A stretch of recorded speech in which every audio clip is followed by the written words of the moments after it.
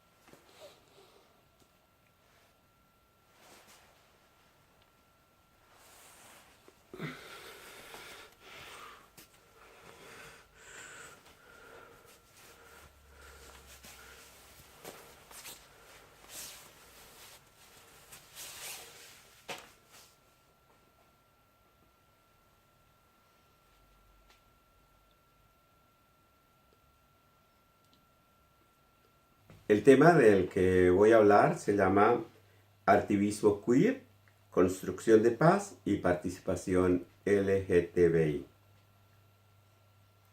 A fuerza de mirar, uno se olvida de que puede ser también objeto de miradas. Roland Barthes. De invisibles a punto de mira de los defensores de la moral judeocristiana, el deber ser y las buenas costumbres. En el Código Penal colombiano de 1936, de los enfermos que éramos pasamos a ser delincuentes. En el Código Penal de 1981 dejamos de serlo. Sin embargo, pasó algún tiempo para que los códigos de policía cambiaran. Con la aparición del SIDA, los homosexuales volvimos a estar en la mira de las derechas políticas, especialmente de los paramilitares. En dicha posición debe incluirse a las autoridades sanitarias. Si no hubiera sido porque nos adelantamos a sus discursos y teníamos más información y experiencia que ellos en la prevención del SIDA y de las infecciones de transmisión sexual, otro gallo nos hubiera cantado. La necesidad los llevó a reconocernos como sus aliados y a dejar en nuestras manos la educación de los equipos de salud y de las comunidades.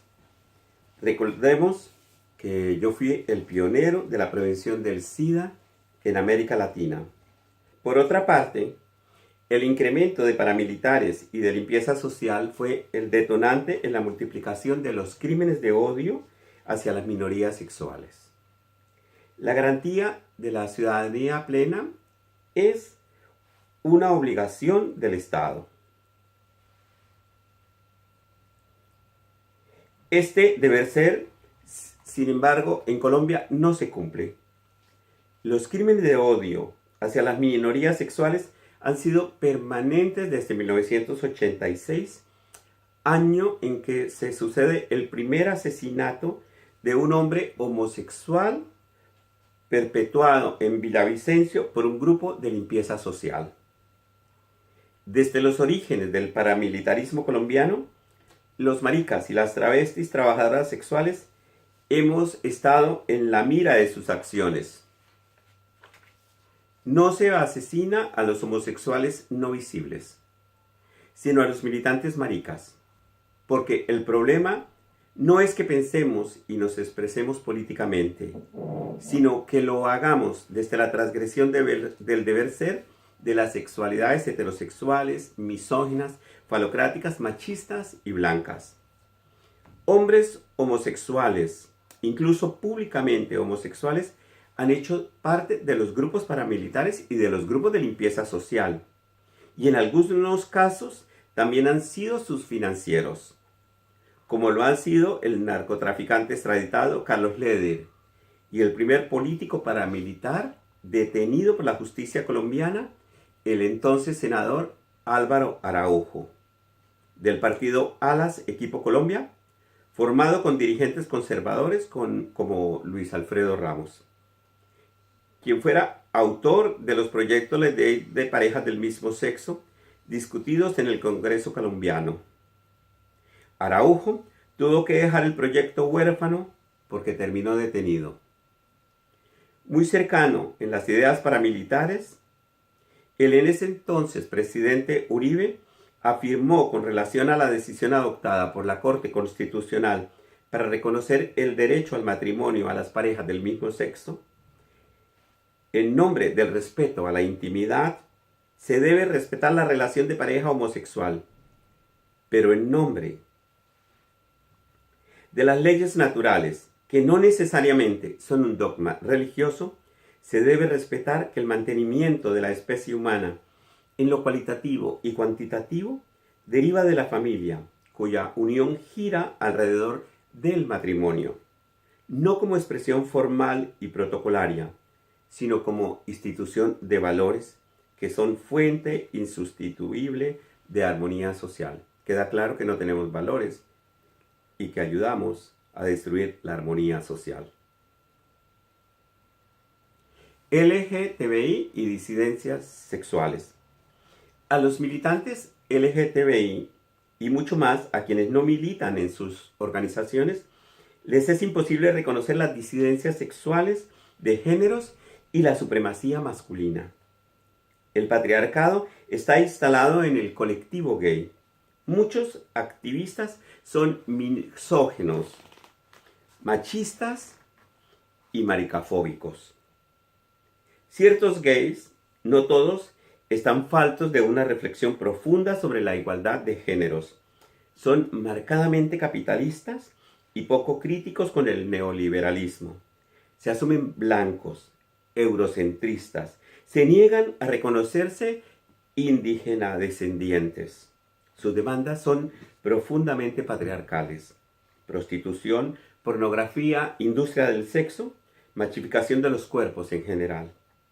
Las personas jóvenes en las organizaciones y fuera de ellas creen que los debates sobre las diversidades sexuales están superados y todos los derechos obtenidos.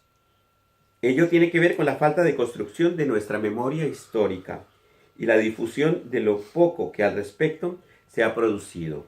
Por otra parte, es necesario reconocer que nuestras luchas son comunes con las luchas por otras identidades, negras, indígenas, hispanas, latinas, como también las luchas de los cuerpos diversos, los no géneros, las no identidades y posidentidades.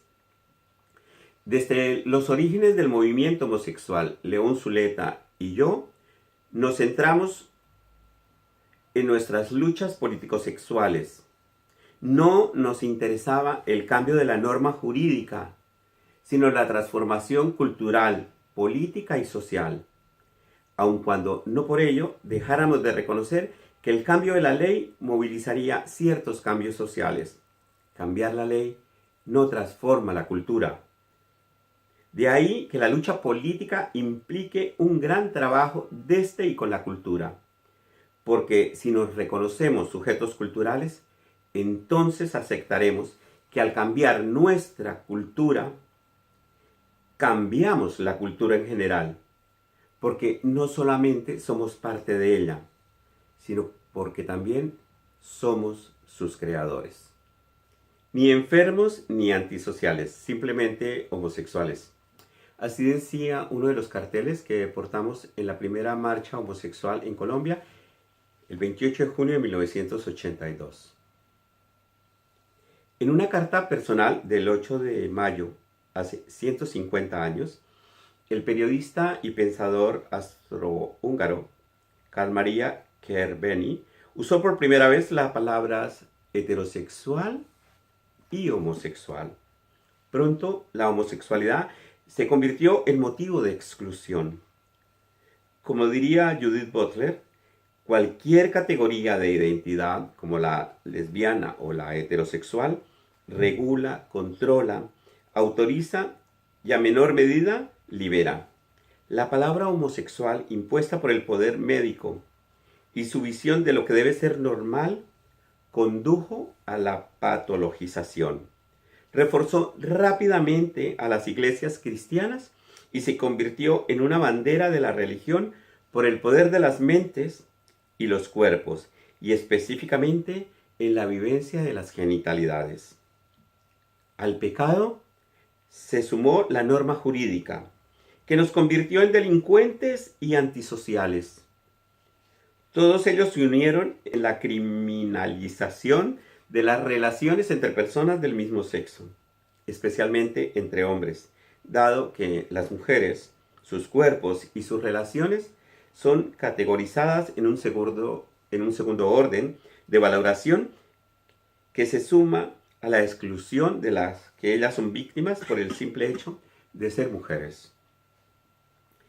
El término transexual fue introducido en la literatura médica a principios del siglo XX para diferenciarlo de travesti. El término transgénero empezó a usarse con un significado más estable en el mundo del activismo y la academia de los Estados Unidos. Colombia es el único país del mundo en el que se habla de transgenerismo. La homosexualidad se encontraba listada en el Manual de Diagnóstico y Estadístico de los Trastornos Mentales desde que en 1952 se publicara la primera edición. En ese documento, la Asociación Psiquiátrica Americana, APA, incluyó a la homosexualidad como una categoría de enfermedad mental, basándose en teorías sin evidencia científica que proponían una supuesta conexión entre la homosexualidad y algunas formas de desajuste psicológico, y la idea que esta era necesariamente el síntoma de una enfermedad mental. En la segunda versión de este manual, publicada en 1973, se eliminó la homosexualidad como categoría diagnóstica de la sección de desviaciones sexuales. Esto sucedió en base a evidencia científica emergente y animada por numerosas manifestaciones de la comunidad gay surgida en los Estados Unidos a partir de 1969 con el Stonewall, donde se reclamaba por el trato discriminatorio del que eran víctimas. En la actualidad, la APA cataloga el persistente e intenso malestar sobre la orientación sexual propia en heterosexuales y homosexuales como uno de los llamados trastornos sexuales no especificados. A partir de 1990, la OMS, Organización Mundial de la Salud, se plegó a la iniciativa de excluir a la homosexualidad de la Clasificación Internacional de Enfermedades y otros problemas de salud. Así, la 10ª versión de esta clasificación eliminó definitivamente a la homosexualidad de sus manuales. La transexualidad fue catalogada como trastorno de la identidad.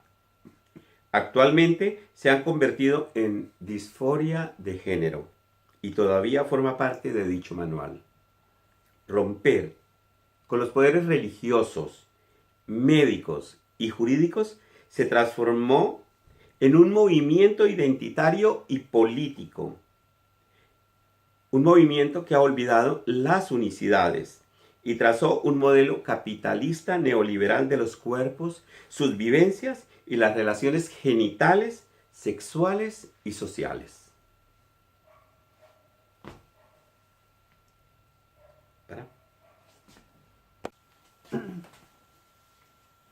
No se nace queer, se llega a serlo.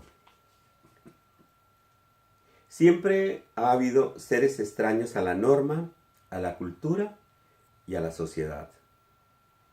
Desde la aparición en el siglo XVIII en lengua inglesa, la palabra queer servía para referirse al tramposo, al ladrón, al borracho y a la oveja negra, pero también a todo aquel que no pudiera ser inmediatamente reconocido como hombre o mujer.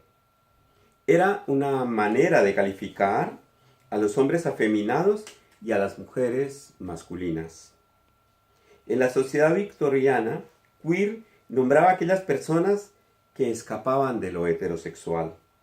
A mediados de los 80 del siglo pasado, empujados por la crisis del SIDA, la injuria queer pasó a nombrar a un lugar de acción política. Actualmente, queer representa las sexualidades que traspasan las fronteras de lo aceptado socialmente. Utilizada como verbo, significa desestabilizar.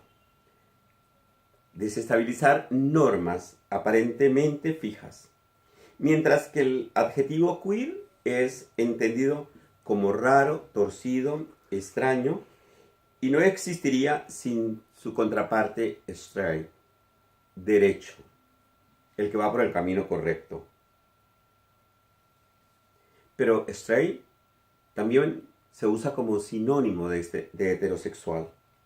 Lo queer no puede ser entendido como una categoría más de esa sigla porque está en contra de estas. Me refiero a esa sigla LGTBIQ que ahora se utiliza. Busca no encasillarse ni definirse en una identidad, sino vivir en una fluidez constante. Queer no es sinónimo de gay ni de homosexual. Se suele identificar lo queer con lo académico, pero debe relacionarse principalmente con las vivencias y aceptación de un mundo en el que quepan todos, todas, todes, sin fronteras, y con igualdad de derechos entre personas que optan por estar siendo lo que desean ser. Hay una cercanía profunda entre lo marica y lo queer, y una gran distancia entre lo queer y lo gay, sobre todo cuando gay se entiende como sinónimo de rico, blanco, machificado y con alto nivel de escolaridad.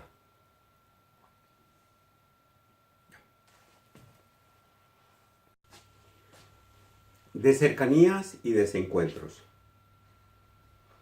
La expresión comunidad LGTB se refiere a una comunidad que no existe, ni siquiera en las organizaciones que dicen llamarse LGTB.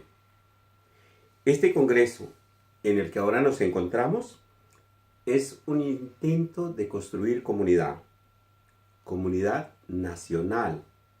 Tenemos una amplia presencia de diferentes organizaciones, de diferentes visiones del mundo y de las sexualidades y de todos los rincones del país.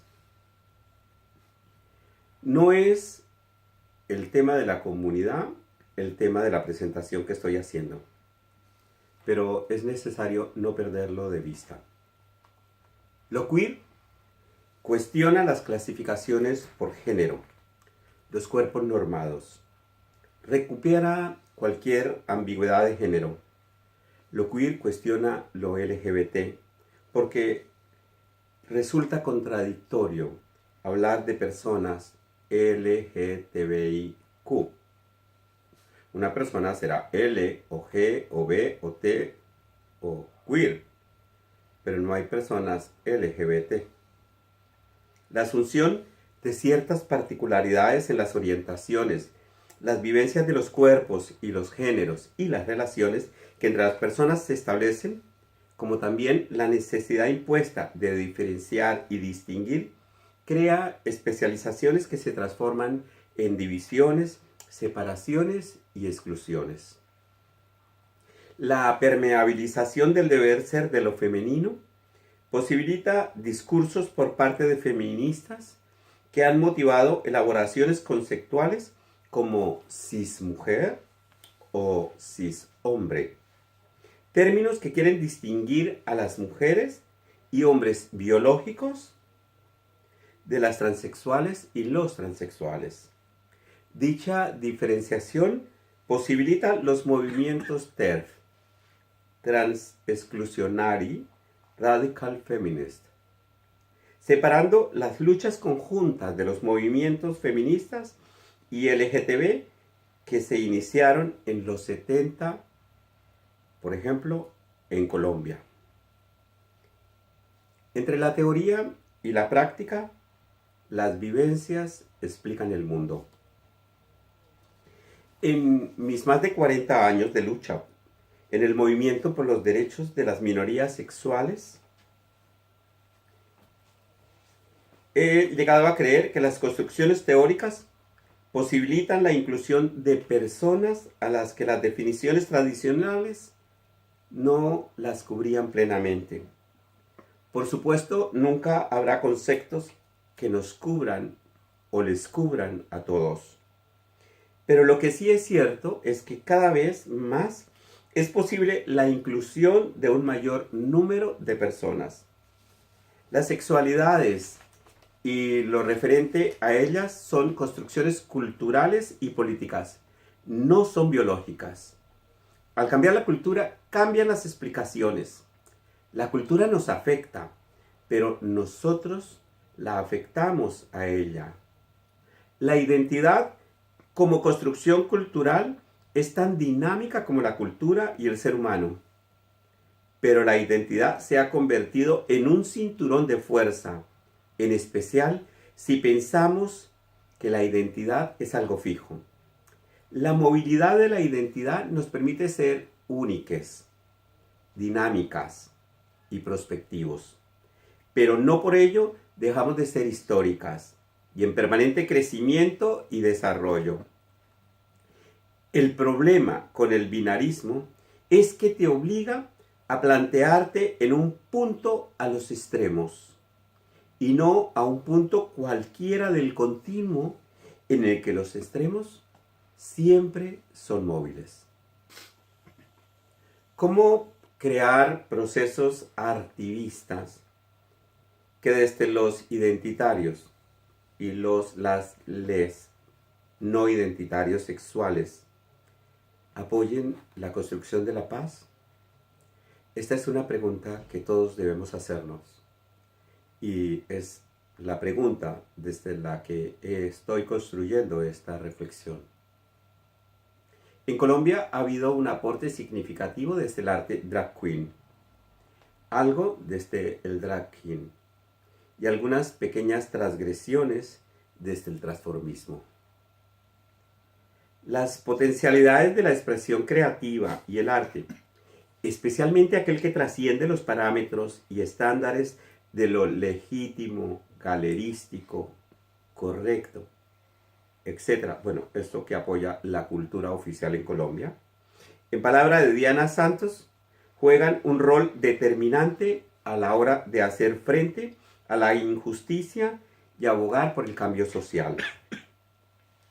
Desde esta motivación se han situado los llamados artivistas. Artivistas. Creativos que se han dedicado a desarrollar estrategias para conciliar el arte y el activismo. Pero el artivismo necesariamente se soporta en una posición política, ética y estética.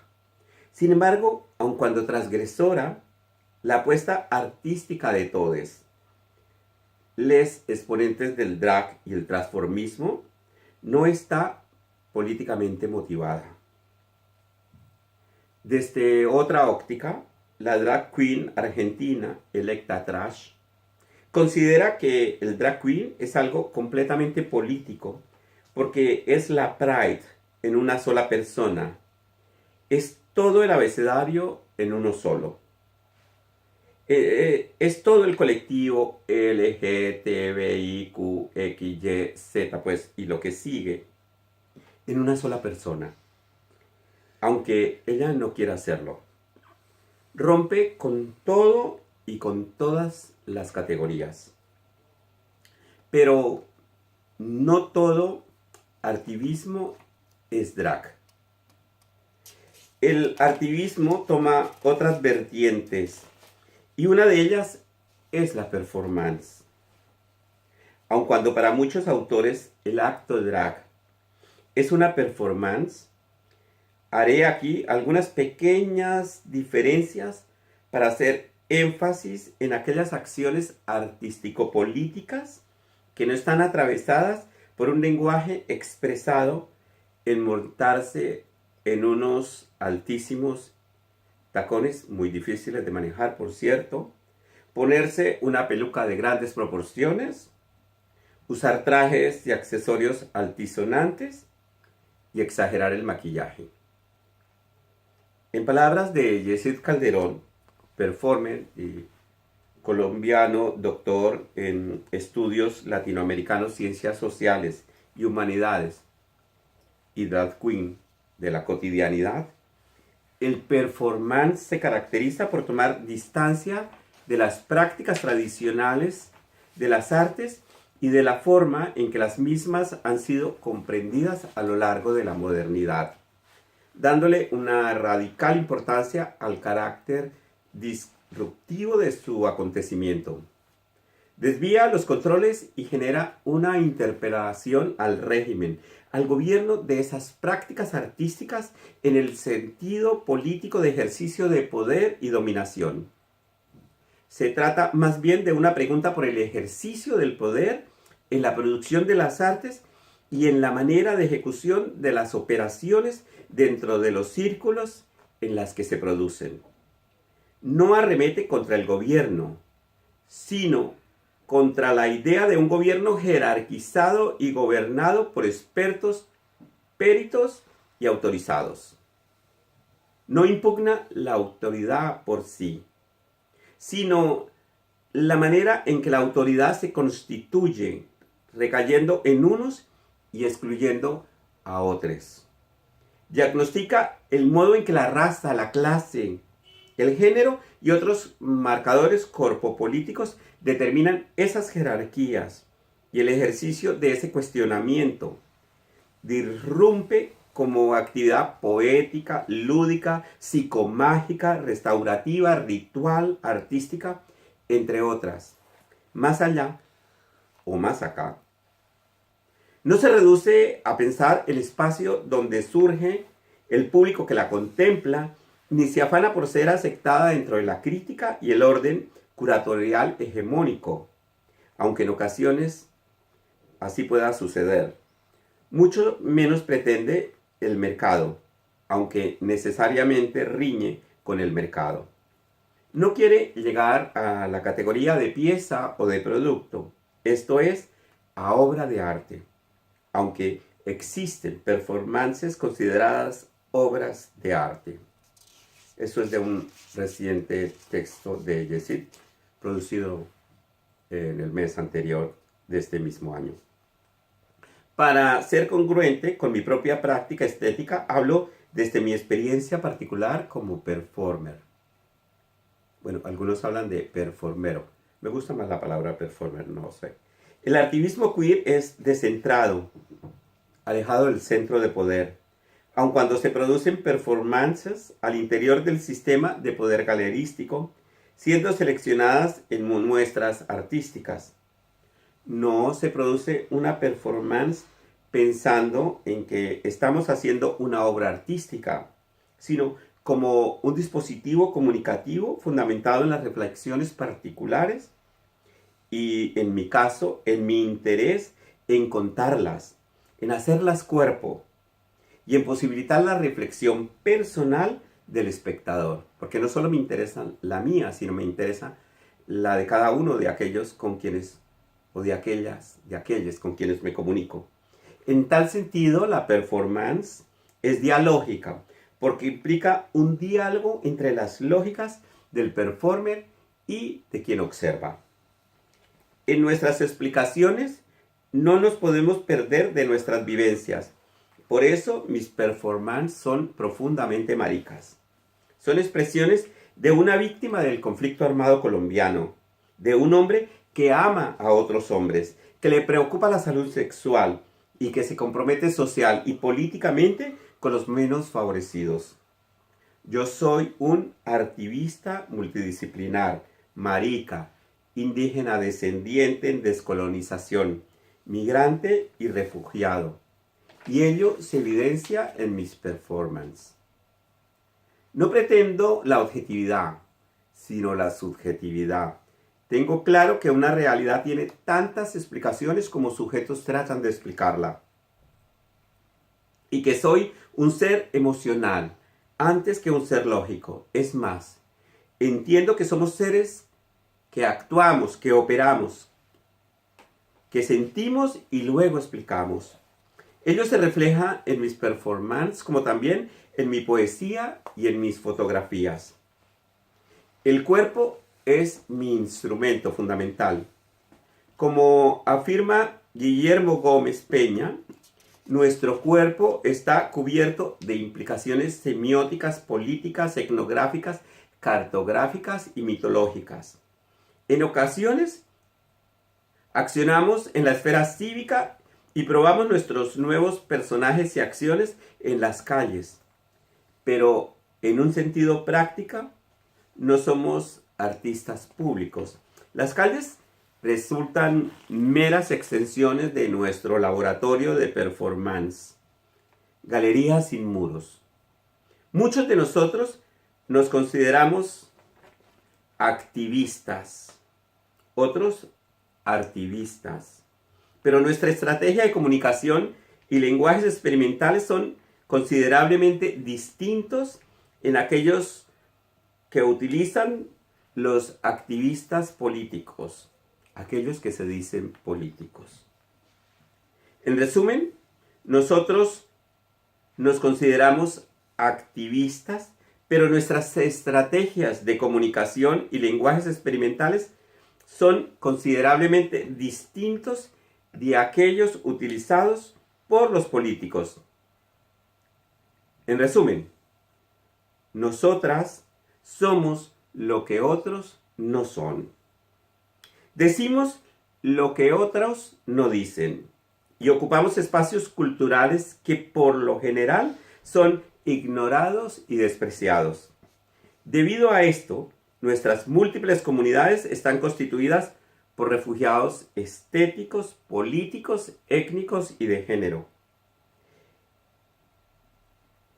Nuestro territorio conceptual tiene un clima caprichoso y fronteras cambiantes. Un lugar donde la contradicción, la ambigüedad y la paradoja no son solo toleradas, sino además son estimuladas. Es un viaje solitario y mal comprendido, pero nos encanta. Aquí la tradición pesa menos. Las reglas pueden romperse. Las leyes y las estructuras están en constante cambio y nadie les presta demasiada atención a las jerarquías y al poder institucional. Aquí no hay gobierno ni autoridad visible. Aquí, el único contrato social que existe es nuestra voluntad para desafiar modelos y dogmas autoritarios y continuar empujando los límites de la cultura y de las identidades. Es precisamente en las afiladas fronteras de la cultura, de los géneros, de los oficios, de los idiomas, de las formas artísticas, en los que nos sentimos más cómodas y donde reconocemos a nuestros colegas. Somos criaturas intersticiales y ciudadanas fronterizas por naturaleza, miembros e intrusos al mismo tiempo. Y nos regocijamos justo en el acto de cruzar una frontera, encontramos nuestra emancipación. Temporal, eso sí, porque las estamos cruzando continuamente. A diferencia de las fronteras impuestas por un Estado-nación, las fronteras en nuestro país de la performance están abiertas a los nómadas, a los migrantes, a los híbridos y a los desterrados. Esto realmente en mucho no es mío, es de Gómez Peña, pero me uno perfectamente, me acoplo perfectamente a su idea. En mis performances no pretendo hacer poesía ni ser un actor, aunque poesía y actuación se solapan en mis performances. No son esas las reglas que soportan mi acción. De alguna forma, las performances en las que yo trabajo son narraciones, no del tipo periodístico, sino del de las abuelas, que cuentan historias, que se pierden en el hipervínculo y regresan de cuando en vez a la raíz de la cuestión. Me acompaño del video y de la fotografía. No son el eje de la acción, así de que si no pueden proyectarse no hay problema. Simplemente retroalimentan y complementan. Suelo usar objetos y atrezos creados para las performances. No me importa que se dañen o que se destruyan, porque tengo claro que lo importante no son los objetos, sino el hilo conductor de la performance, que es común en sus diferentes representaciones. Cada una de ellas es única y depende del tiempo, del espacio, el público y especialmente de mi condición emocional de ese momento. Nuestros cuerpos también son territorios ocupados. Quizá la meta última de la performance, especialmente si se es marica, indígena descendiente, pobre, víctima del conflicto armado, si pretendemos descolonizar nuestros cuerpos y hacer evidentes estos mecanismos descolonizadores ante el público, lo hacemos con la esperanza de que ellos se inspiren y hagan lo mismo por su cuenta. Ya decíamos hace años en Colombia que el cuerpo es territorio de paz. Aunque respetamos profundamente nuestros cuerpos, curiosamente no nos importa ponernos en constante riesgo. En una de mis performances reflexiono sobre la victimización a la población LGBT. Soy torturado por el público, quien con un plástico cubre el cuerpo, cubre mi cabeza, hasta que amarrándome con cintas que representan los colores de la bandera de Colombia, me quitan el aire hasta el punto casi de ahogarme. En algunas ocasiones llego al vómito y la pérdida del sentido espacial. Quiero experimentar el dolor que otros han sentido. Deseo que otros lo experimenten a través mío. Se suele pensar que desnudo y performance van juntos. Ello no es así. Aun cuando no me importa compartir con el público estando completamente desnudo. Las prendas son accesorias a nuestro cuerpo. Muchas veces son incluso una barrera porque ofrecen lecturas de clase, de poder, de género. Cuando nuestro cuerpo no cumple con la perfección machificada a punta de esteroides y gimnasia en exceso, no es lo más placentero exhibir y documentar nuestras imperfectas formas. En las performances somos más fronterizos, más auténticos, más críticos, más contundentes que nuestra vida de la cotidianeidad. En la performance nos mueve la pregunta, no la respuesta. La pregunta cambia y con ella cambia el espacio de construcción de la respuesta. Nuestros propios demonios salen a flote. Alguna vez me he sorprendido de verme incluso muy parecida a una de mis hermanas. Dice Guillermo Gómez Peña que una performance no puede evaluarse como buena, sino como efectiva. Para él, la reflexión particular del espectador y del performer, diría yo, es un proceso que puede durar varias semanas, incluso varios meses.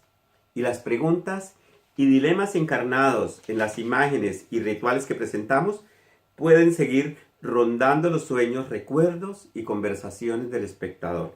Bueno, y las nuestras, por supuesto.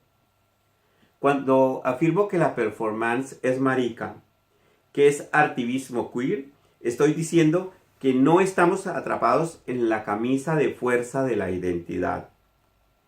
Porque tenemos un repertorio de identidades múltiples, fluidas, dinámicas y prospectivas, y deambulamos constantemente entre ellas.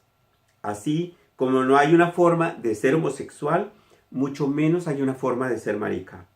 No solo porque no hay un deber ser de la maricada, sino porque el ejercicio de la analidad, que es lo que más nos hace maricas, es un ejercicio corporal transgresor en sí mismo. Precisamente en mi performance, analidad no es banalidad, es mi ano el que habla, es mi ano el que comunica la poesía que mi mente lee. Precisamente con esta performance he roto con una idea frecuente con relación a la performance en vivo, pues he transmitido en directo usando redes sociales. Como relata Guillermo Gómez Peña, hay una fascinación por el performance en vivo que también está conectado a la poderosa mitología del artista del performance como antihéroe y encarnación de la contracultura de su tiempo. Aun cuando he tenido acercamiento a la danza y a la formación como actor, creo que esta formación no es necesaria. El cuerpo en acción del artista, del performance, es suficiente reclamo por sí mismo. El espectador no espera la perfección de un texto repetido de memoria, la actuación sublime de un actor o de un bailarín consagrado. En algunos momentos, en la performance, ni siquiera se requiere mi presencia. Una amiga y colaboradora se ha transformado en la performera de turno. De todas formas, no puede negarse que en el teatro experimental, yo por lo menos, y en el baile clásico, me he apoyado a la hora de vincularme con mi propio cuerpo, porque dichas experiencias hacen parte de mí, son parte de mi esencia y de mi presencia. La performance es un trabajo de tiempo. Nos pasamos días, meses, pensando la idea que puede desarrollarse en 5 o en 3 minutos. Me encanta el trabajo en equipo. Comento con mis amores, mis propuestas. Ellos se retroalimentan y me retroalimentan a mí. Son críticos con mis ideas. Uno de ellos, el fotógrafo español Juan Sanz, documenta mi trabajo en fotografía y en video. Por último, me interesa reflexionar sobre el hecho de que tiempo y espacio son nociones complicadas porque son fluidas, dinámicas, estáticas. Parece contradictorio, pero nos movemos entre esa dinamicidad y el sentir por momento que nos estancamos. Algunas veces respirando a oscuras, con mi rostro cubierto con una venda, la noción de tiempo pierde su proporción real. No puedo contar los segundos o minutos. Mi mente siempre se abandona a su propio ritmo y a sus propias necesidades. Hablaba hace un rato de que soy excéntrico y no me molesta que lo piensen en su connotación más peyorativa. Pero quizá lo que realmente es importante es que toda performance es una estrategia central en crear una idea, un centro ficticio y empujar la cultura dominante hacia sus verdaderos márgenes indeseables, tal y como lo propone Gómez Peña. La poesía contemporánea y su vinculación con la política. Sostiene el poeta argentino Damián Celsi que el lenguaje político y el lenguaje poético tienen una similitud evidente: la extrema atención que se le presta al idioma. En la política, lo que se dice, cómo se lo dice, con qué intencionalidad, con qué matices, es un tema fundamental. Para hacer política hay que saber hablar, saber qué se puede decir, cómo, cuánto, a quiénes. El problema radica en perderse de la poesía y terminar haciendo un panfleto. Debo decirles que este realmente es mi temor cuando hago poesía. Uso un lenguaje coloquial, cotidiano, directo, con pocas y elaboradas metáforas. Como dice sobre mi poesía el escritor español Mariano Sánchez Soler, Belandia, o sea, yo, Escribe los versos de una persona que ama la vida con intensidad y que ha dejado atrás demasiado amor, pero también soporta los efectos de ser víctima de la violencia. Sus poemas son disparos certeros que reflejan una profunda soledad en la lucha, que tienen el peso del exilio, que hablan del amor que siente una persona que lo ha dejado atrás todo. Su juventud, su madre, sus recuerdos, los hombres a los que ha amado tanto. Lo hace desde la sonrisa, la alegría de vivir, desde su afirmación como gran ser humano. Ah, qué bonito que digan esto de uno. Creo que lo mejor y más convincente para hablar de esa relación poesía, política, paz, sea leer algunos de mis poemas.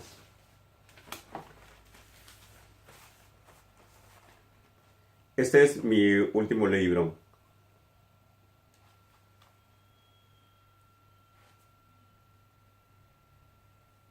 Se llama No habrá quien colonice el silencio. Bueno, hago una serie de poemas muy íntimos de mis relaciones, de mis amores y desamores. Pero también hago como una serie de poemas que tienen que ver con mi condición de exiliado, de refugiado político, de víctima del conflicto armado en Colombia. Voy a leer de estos últimos poemas de este tema. Lo escribí para una performance en el que me torturan con un plástico del que ya hablaba. Hablo por ti y por mí. Hablo por ti y por mí. Hoy grito hasta desgañitarme. Por aquellos que han tenido que susurrar sus deseos y necesidades. Por quienes no se atreven a ponerle nombre a eso que otros denominan inmundicia, pecado, abominación. Por esas otras tantas nuevas mujeres y esos tantos otros nuevos hombres que se vivencian en sus feminidades o masculinidades, halladas, asumidas y encarnadas. Por aquellos, aquellas, aquelles cuyos cuerpos descubrieron el placer que la religión, la familia, la escuela y los medios les habían negado. Hablo aquí por los que no se han atrevido a denunciar la insidiosa persecución de las iglesias, guerrillas, militares, paramilitares, por quienes por ellos fueron maltratados o recibieron daños físicos y emocionales asestados por personas que decían amarles más que a sus propias vidas. Por aquellos a quienes les dijeron que preferían una hija puta a una hija lesbiana, por quienes son un castigo de Dios. Anormales, enfermos y raras, por los que son una desviación, una aberración, un fallo en la educación. Grito aquí para darle voz a esos otros, otras, otres, cuya existencia es innombrable, por los que murieron gracias a Dios, por los amenazados de muerte, por los que asesinaron, por los que fueron obligados a vivir muertos en vida, por aquellos cuya vida es casi como estar muertos, por los que fueron encarcelados, porque sus deseos los convirtieron por obra y gracia de la ley en vagos y maleantes, por los que debieron refugiarse y habitar en lugares y con personas que le eran extrañas. Hoy hablo aquí por ti, y por ti, y por ti, y por mí. Por los que desde pequeños fueron acosados en la escuela, los parques y las calles. Por los que se vieron presionadas a buscar el amor en los baños, en las estaciones y centros comerciales, en los cines o en las sacristías, en las oficinas de las directivas escolares, o por los que se sintieron sucios y debieron limpiarse en el confesionario, por los rechazados de las familias que ahora son considerados habitantes de la calle, por aquellos a quienes han llamado basura, desecho humano, escoria o desechables, por los que nunca se atrevieron y decidieron cortarse las alas de raíz para deshacerse de las garras que constreñían su corazón y poder dejar volar sin cortafuegos el último suspiro por el ser amado.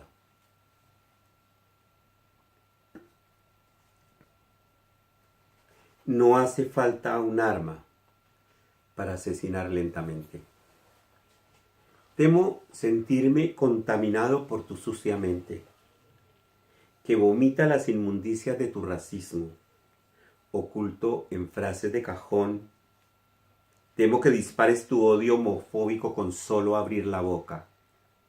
Temo, también es verdad, que te ocultes en tu religión para sembrar el odio. No logro comprender cómo predicas el amor cuando el evangelio que testimonias corroe la paz y la convivencia.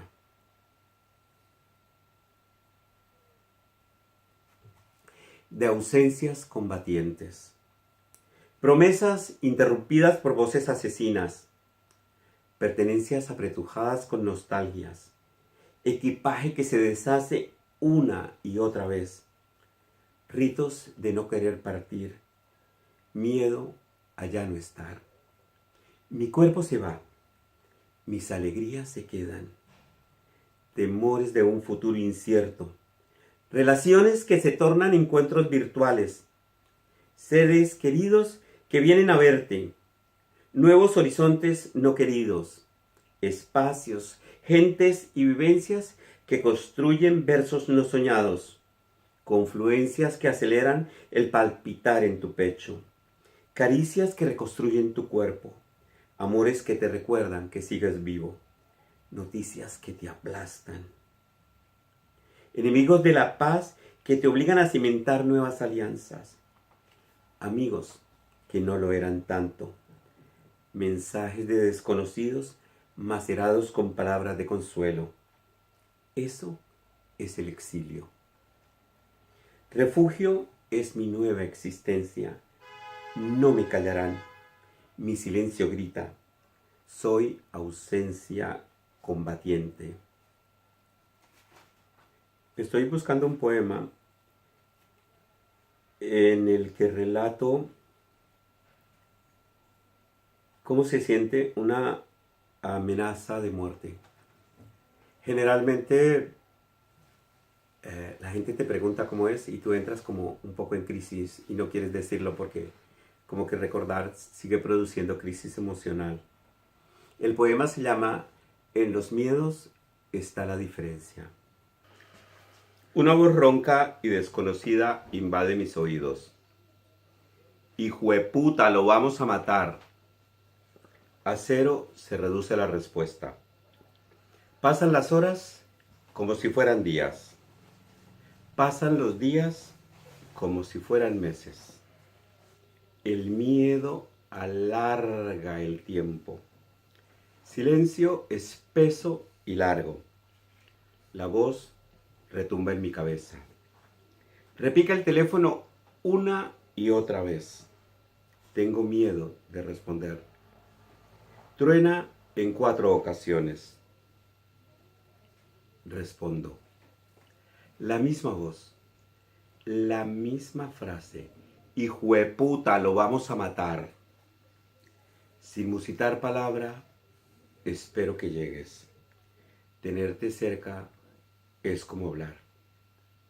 Es sentir que sigo vivo. La política sexual se escribe con luz. Tan sencillo como que el mundo ha cambiado. La subversión se ha producido.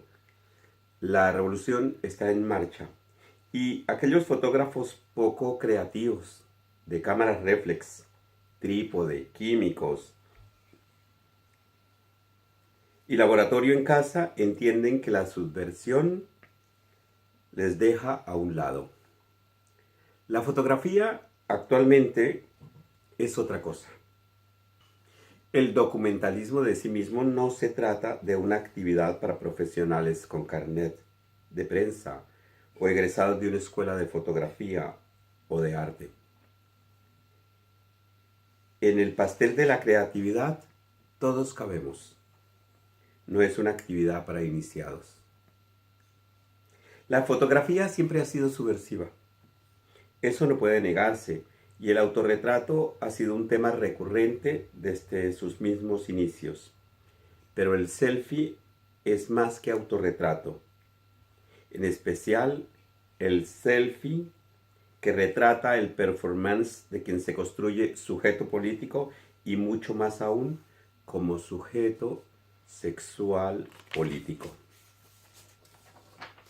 El cuerpo se ha tergiversado, se ha vuelto instrumento, no como en el caso del violín de Ingres, imagen con la que Man Ray trastocó la lectura del cuerpo al poner dos aberturas dibujadas en la espalda de una modelo, en la toma de un desnudo femenino, como si fuera el cuerpo sonoro de un instrumento, alumbrando al mismo tiempo toda una cadena condicionada de acciones. Los redactores de la revista norteamericana Life rechazaron las fotos de Kertész a su llegada a Estados Unidos en 1937 porque, dijeron ellos, sus imágenes hablaban demasiado, hacían reflexionar, sugerían un sentido, otro sentido que la letra. En el fondo, la fotografía es subversiva, nos dice Roland Barthes. Durante algún tiempo, este concepto se relacionó con las imágenes de injusticia y represión por parte de los estados, con la idea de mostrar la realidad social que los medios de comunicación burgueses no mostraban, lo que quiere decir que en algunos países aún lo sigue siendo. Parte de la subversión actual está en que cada vez más la fotografía es autorreferencial. Sus narrativas son más sofisticadas, más ambiciosas y retoman discursos universales de los que los fotógrafos participan como sujeto sexual político. Un sujeto que no se encierra en el estudio, sino que se lanza al espacio público. Un sujeto que no produce para el circuito de las galerías y museos, sino por el mismo placer de crear y difundir en las redes virtuales. Es aquí cuando el selfie adquiere su característica rompedora, su connotación política. Esta fotografía es además peligrosa cuando es disidente porque transgrede el discurso del cuerpo, del género, del sexo, del vestido, los accesorios, de la identidad. La sociedad y la cultura han tratado de normalizarla.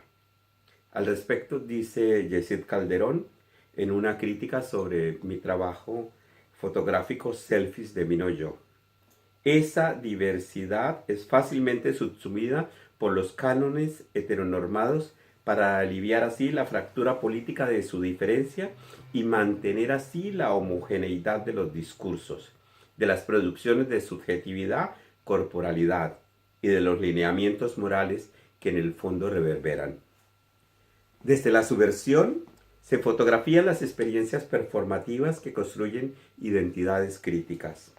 Ya no se trata de fotografiar el acontecimiento en manera espectador o artista, sino de tomar a la vida que nos incluye y mostrarla y mostrarnos. Eso dice el fotógrafo español Luis Rivera Zamora sobre mi trabajo. Muchos de los artistas subversivos no solo trabajamos sobre nosotros mismos, sino que además nuestras imágenes hacen a otros una extensión de nuestra creación transgresora. No me selfío, no sé cómo se dice, pero suena horrible. Mejor dicho, mis selfies son retratos de la chica que hay en mí, de mi no yo.